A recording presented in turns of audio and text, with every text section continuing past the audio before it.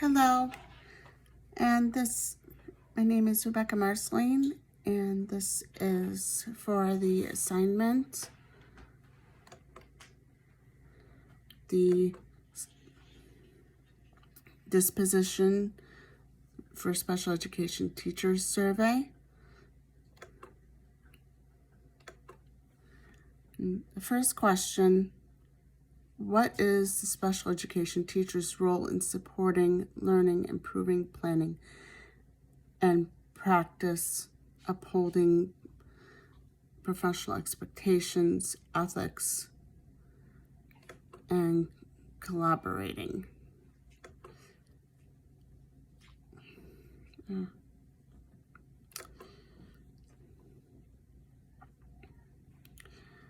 think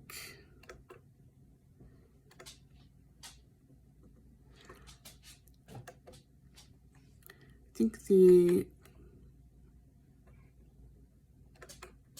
most important part of the teacher's role in the classroom is helping guiding the kids, because every student is at a different educational level, and as teachers, especially special education teachers, we need to be able to comprehend their levels and fit their academic standards into that, because every kid's gonna have a different disability. Some have intellectual, some have more higher behavioral, some just have difficulty learning.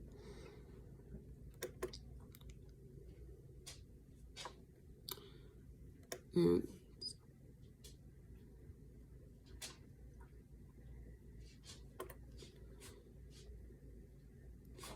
we need to maintain challenging expectations for each child with their exceptional abilities.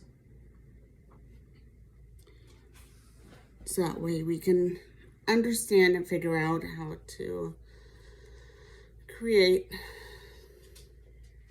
the best learning outcome for them.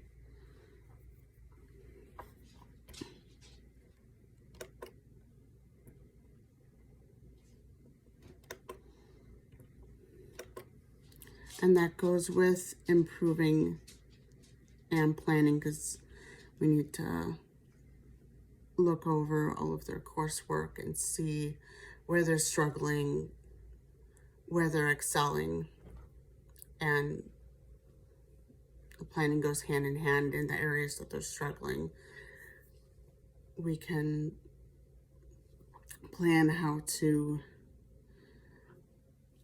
build them up and help them do better. What classes work for them, where they're struggling at, ones they're already succeeding at. I think the one thing I've noticed, because I'm a special education aide, I've noticed with some of the kids in my area that I've worked with, it seems like they will have the same subject area for like years and years and years. And I had one kid in 7th grade who had done the work so much that he knew it like the back of his hand, and I could tell he wanted more of a challenge, but the teacher just kept giving him the same thing, and he already knew it. So I think that's an important part, seeing that, okay, they know this area, it's easy peasy for them.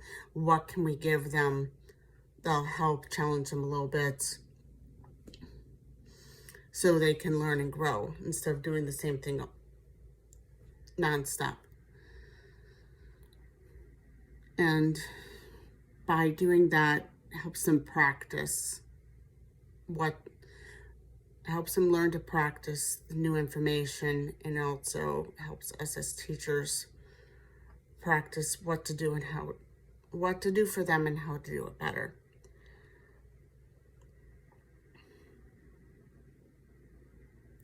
And then we can take that as a special education team, see, okay, they excelled in this area because they've been doing it for 3 years, and they're either with the new material, they're either excelling or they're struggling a little bit. Collaborate on how we can help them grow. Okay, question 2. What disposition that you currently possess will help you become a successful teacher? Currently, as I said, I'm a special education aide. I've been in various classrooms. I've been in general ed. I've been in EBD classrooms. And now I'm in ID classrooms right now.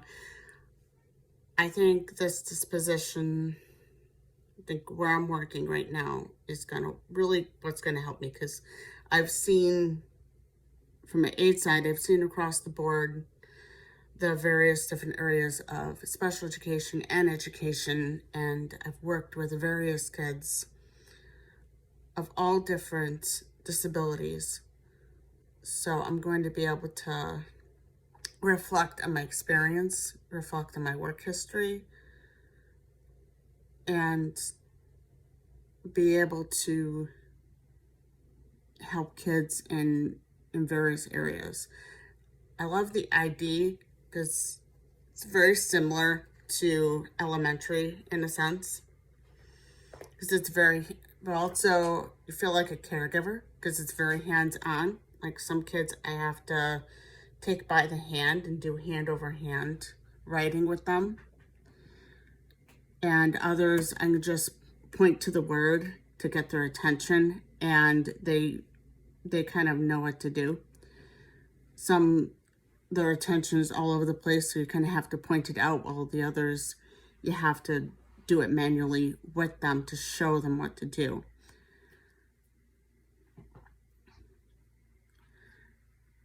And so, yeah, it's a great experience.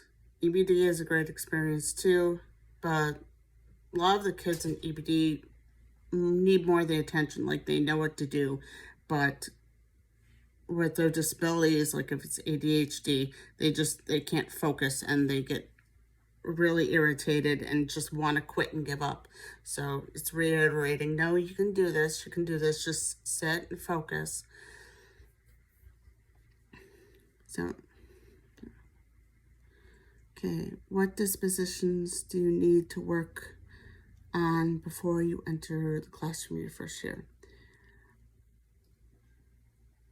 I think for me, what I need to work on is, because I've always done it like for years as an aide, and I've had a little experience leading I helped lead a classroom, helped lead a 6th grade science class when the teacher stepped out of the room, and she needed to be gone. Actually, she needed to be gone for the day.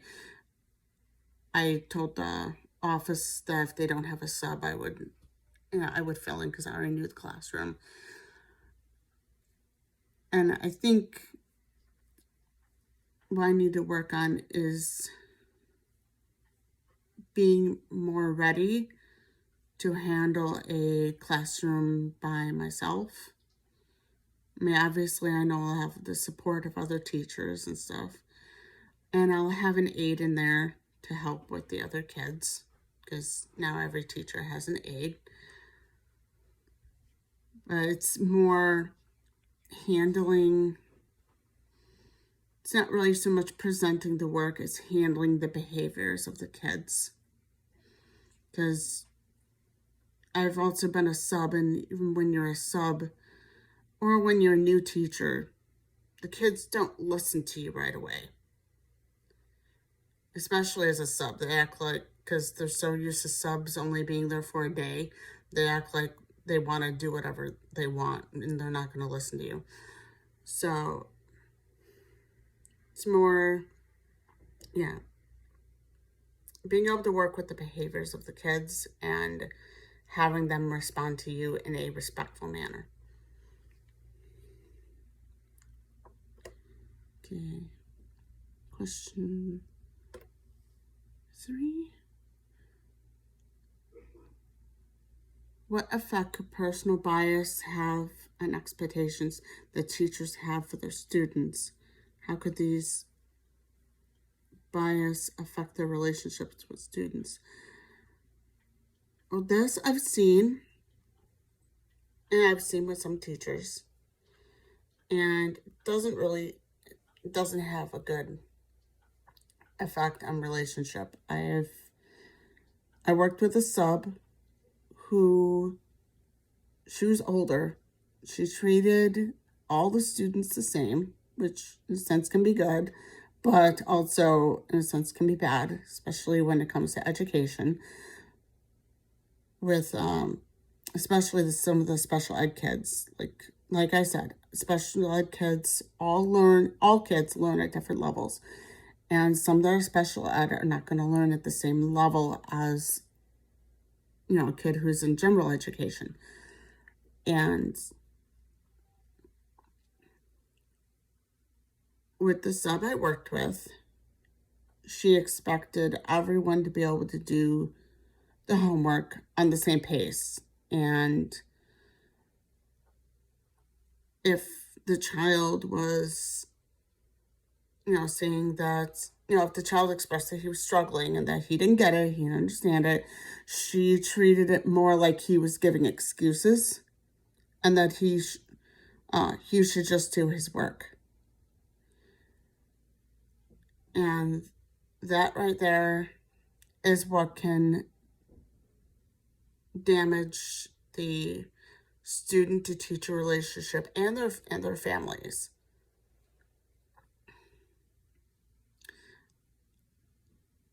I know for myself in the past, I had been like that, but I've learned and I've grown as I've been in the educational field for years. When I first started, I was like that because I came from a small town where not very diverse and kind of closed-minded. So in a sense, if you always got, in my own personal family, you always got the feeling that if you weren't like everyone else, then you should be. Not really getting the fact that, especially when you come into a bigger area, that everyone's different. It's an idea that everyone should be the same, and if you're not the same, then you're weird. So that was definitely something that over the years I had to learn and grow with, and learn that everyone, especially in education, is different. Not everyone's going to be the same. Not everyone's going to learn the same. And those are some biases that over the years I had to overcome to work with kids of various different educational needs, learning needs, behavioral needs. And yeah, it can affect relationships with students and their families. I think I accidentally one time when I was doing daycare was outspoken about something because I'd never experienced it before, and I could tell that the mom was not happy. Right, that was a long time ago, and you learn and evolve over time. But definitely learning experiences, and I think unfortunately, other teachers out there have to learn and they have to grow and do the same thing. You can't expect one thing to be exactly one way when life is always evolving.